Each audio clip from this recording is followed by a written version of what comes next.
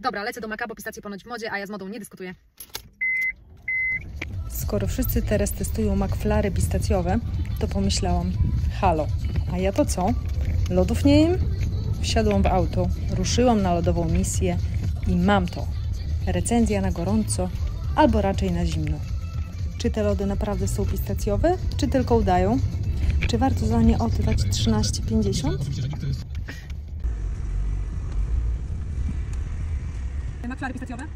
Emocje sięgają zenitu, zaraz spróbujemy hitowego McFlary. Dzień dobry, smacznego. Dzień dobry, dziękuję bardzo.